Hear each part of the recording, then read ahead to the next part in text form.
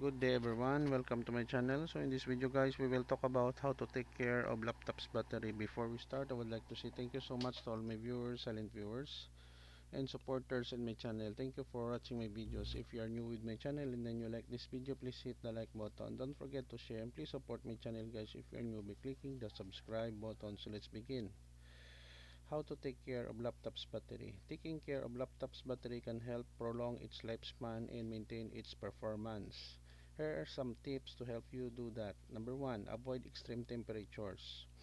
High temperatures can degrade battery life. Try to keep your laptop in a cool, dry environment and avoid leaving it in places exposed to direct sunlight or extreme heat. Number 2. Regular use. It's good to use your laptop regularly. If you're not go going to be using it for an extended period, consider restoring it around 50% of battery charge in a cool place. Number 3, proper charging. Lithium ion batteries, which are commonly used in laptops, don't have a memory effect.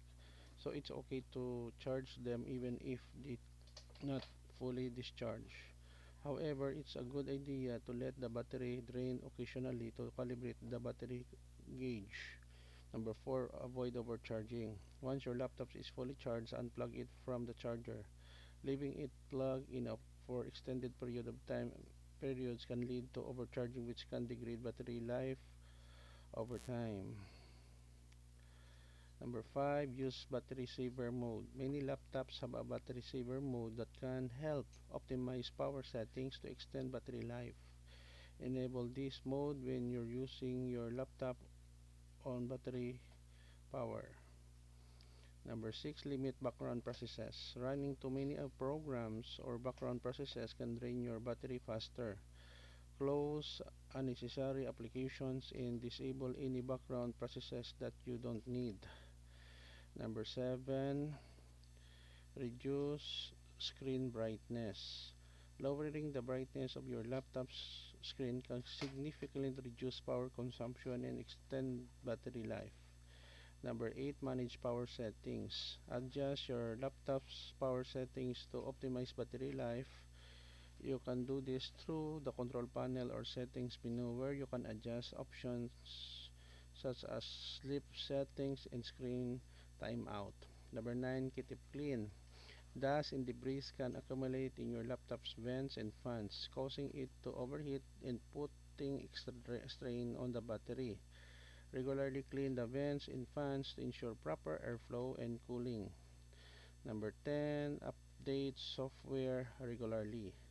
Keeping your laptop's operating system and drivers up to date can help optimize performance and battery efficiency.